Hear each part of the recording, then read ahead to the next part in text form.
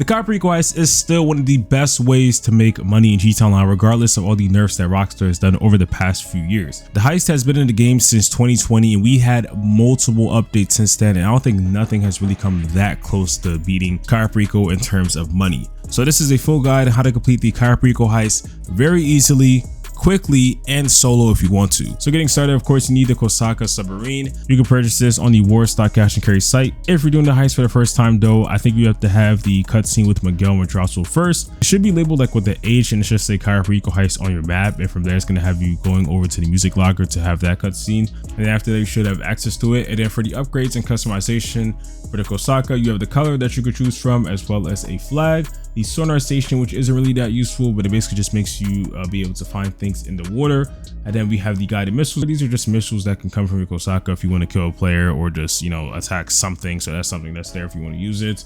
And then we have the weapon workshop, which isn't really useful since I think a lot of people already have this in multiple businesses. So it's just obviously a place that you can upgrade your weapons. And then lastly, we have the moonpool vehicles. And then for the moonpool vehicles, you have two to choose from. You have the Visa and also the Sparrow. Both useful, but the best one for sure to get, I think, is the Sparrow. It's going to be extremely useful on a lot of preps, so definitely go for that one. And from there, after that, you can get started with the heist. So getting straight into it, we have Gather Intel, which is the first prep that has to be completed for the heist every single time. This has you going to a few set locations around the map. They're going to be different every single time. Some are closer than others, but regardless, for every single one, you have about like 10 enemies that are going to be there. I recommend just fast traveling your Kosatka over there and you kill them. You take the Velum 5-seater and fly over to CAYO Perico. Overall, really simple. It's nothing too difficult about this. Just watch out if somebody's trying to kill you, but overall, I don't think that's going to be very common. If you want to, you can do this in the invite only session as well. If you're doing the CAYO Perico heist for the first time though, it has you getting in a private jet over to CAYO Perico with English Dave as well as a few other people, and from there it tells you exactly what you got to do. But if you played the heist already, once you land in CAYO Perico, the most efficient way to get to the signal tower is to take one of the dirt bikes. Over here we have the Manchez, which is going to spawn in two different locations that I know of, at least on or close to the airstrip. This is the most efficient route that I know for sure when it comes to getting to the signal tower. There is, you know, a few annoying parts where there's going to be trees and stuff, so just avoid them as much as you can. Besides that, you actually don't even have to wait for any of the guards to like move or turn around, and you just have to avoid any security cameras and just try to stay a little bit away from like where the main gate is. If you want to, you can obviously do this on foot as well. It's going to take a lot more time, plus you do have to wait for certain guards to turn around and move, so I just recommend doing this way instead. If you do end up, you know, messing up on this jump over here, then I'd probably recommend just either walking the rest of the way, or, you know, running if you want to, or just either, you know, trying to get caught and restart with a different bike or a different vehicle. You don't really have to use the bike, but to get over the hill is going to be a lot more easier with that. So take the route up to the signal tower, and once you get there, you'll see that there's a guard there at least most of the time. If he's not there, then the signal box is going to be on the bottom. If not, he's going to be on the tower. You just complete the simple hack, and from there you can access the security cameras. If you're doing this with multiple people, I recommend going through at least most of the cameras, or at least the ones in the compound, for you can see the secondary targets that you guys can grab. Honestly, it's not that important. You could just, you know, see it when you get to the finale, but if you want to, obviously you could take a look. And if you're doing solo, you just gotta look for the main target, and once you're there, you just move on. So there's 5 possible targets that you can get in the vault. So you have the tequila, which pays the less out of all of them, and then after that you have the rupee necklace, bear bonds, and then the one that pays the most that's in game right now is the pink diamond. Technically the panther statue pays the most out of all of them, but that's only added to the game for special occasions, probably like once or twice a year. So just know, at least like right now it's not in the game, but that does pay the most out of all, but it's just not that common anyways. As for the entry points, the best ones to get for sure is going to be main dock as well as north dock and the drainage tunnel. So to do that, you basically just have to go to those locations and either take a picture. So for main dock and north dock, these are the locations right here. The main dock is the more common one that I think a lot of people are going to go for a lot.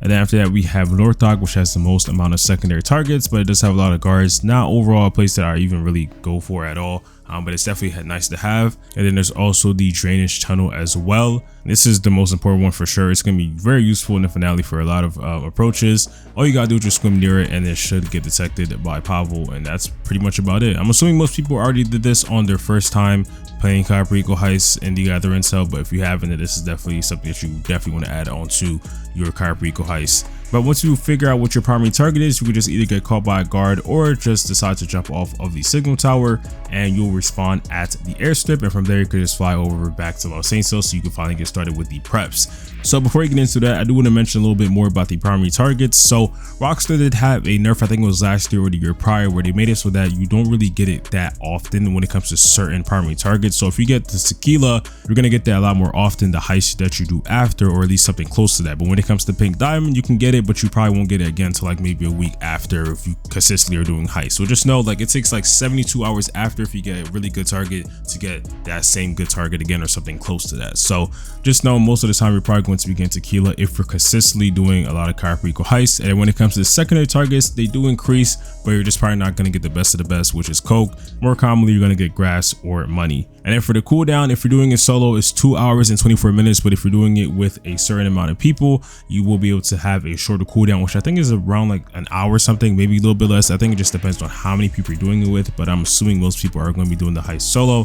So just know you do have to wait 2 hours and 24 minutes before you get into the next one. All right, for the preps, the first one we have is the approach vehicles. You only got to choose one from the list. The best one to go for is, of course, the long fin. I think everybody knows this at this point. When it comes to the prep, all you're doing is going to one of the police stations or on a map that it tells you to. But first, you do need one of these semi trucks which you spawn. Just try to go for the closest one. If you do have a phantom wedge, you could use that as well, which I do recommend. It's obviously better because there's the wedge part, as well as the fact that it's just more faster and you can spawn it in. So get one of those, back the semi truck up to the long fin. Of course, you're going to start to get cops, but you really could just ignore them. As long as you get the boat, you're good. After that, I recommend just taking your character out and you'll instantly lose the cops, so you can drive over to the waypoint on the map. And that's it for this prep. Really simple to get it done. Next preps are in the equipment category, so you only have to do 3 out of the 4. So for the first one, you're either going to have safe code or plasma cutter, and this really just depends on your primary target. If you have something that's in a safe, you're doing safe code. If it's not a safe, plasma cutter. So starting off with the safe code, this one has you going to the Diamond Casino Resort. All you gotta do is just head over to the elevator and then walk around. Once you get to the penthouse level, look around for 2 guards standing outside. It should be like around the corner most of the time. Now, if you take them out silently, you can just enter without having any problems. If you kill them aggressively, then they're going to be waiting for you. So just pick your choice. You go inside, and then once you just walk around, there's going to be like 3 different locations, which is going to be like in the far back where he could be at, or in this little room that's located near the front of the penthouse, or in the back part of a bedroom. So it's really, once you get used to the prep, you'll know exactly where he's going to be at most of the time. So find them, take them out, and then from there you can just exit the penthouse. Now there is sometimes where it just automatically kicks you out and you don't even have to go through the end. It just literally says prep completed, but other times you do have to actually try and exit by taking out the guards and going through the elevator exit, but it's really up to you or what happens during that mission. And then for the other prep, we have a plasma cutter. This one has you going to one of the locations on the map. You take a picture of the planning board, and then from there it has you going to another location, which usually is like Del Perro or Rockford Hills. If you have MK2 or something with explosives or missiles, it just makes this prep a lot more easier. You could just blow up all the cars, all the people there, and just collect it with a flying vehicle. You don't even have to step off and get it, and then you're done with that prep. If you don't have any of that though, then obviously shooting will be the way, using a vehicle, and then you just get that done. And for most of these preps, you're literally just collecting something and just taking it straight back to the sub. It's really simple. Again, having a flying vehicle makes it a lot more easier. So that's why I recommend getting one of the moonpool vehicles, which is a Sparrow. But of course, if you want to, you can also just use one of the other helicopters that we have in game. And then the next prep is going to be Fingerprint Cloner. This one has you going to another location on the map, taking out a few guards. This one is honestly really easy as well. What I recommend doing is just throwing a grenade inside of the building and just moving all the way to the right corner, letting it kill, all the guards there, and then just, doing the hack on the computer, which is really simple. You get that, and then once you go over to the next location, you just collect the Fingerprint Cloner. Again, you don't even really have to go next to it. Just once you get close enough, the radius is just going to collect it for you, and then you're done with that prep. The next prep is going to be Cutting Source. This one's really easy as well. All you got to do is just go to one of the locations on the map. It's going to be a construction place. You just put on the hard hat that's going to be like near the entrance, which I recommend putting it since it just makes this prep more easier. You don't have to kill a single person. You just look around for the 2 boxes, which are going to be blue, and they have a green arrow pointing toward them. You look around till you find the one that has the blue cutting torch, and then after that, you're literally just done. So again, I recommend putting on the hard hat so you don't have to kill a single person. And of course, if you do have the hard hat on, just avoid the guards. If you walk into them, you get caught. Really easy.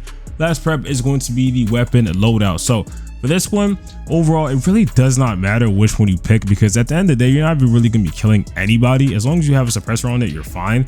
You're just only going to be knocking them out. So it's really up to you, but obviously the most common one is going to be aggressor or crack shot. So just pick one of those.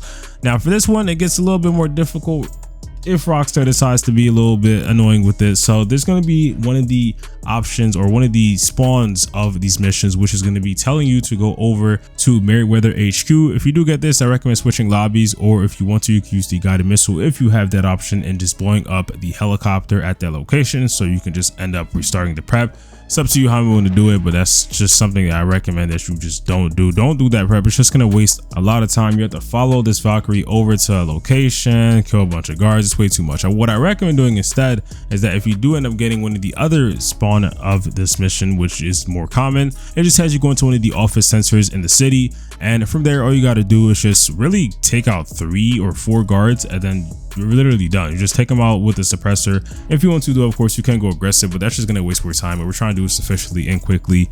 So just take out those 4 guys with one of your weapons, and then from there you just head over to the safe, and that's gonna make you go over to the laptop. You just have to select these 4 different numbers that are gonna be random in the pattern down here. Once you get it, you go back to the gun locker, open it, and from there you can just leave. Something I did not mention is that I definitely recommend doing the roof access. It just makes it more easier.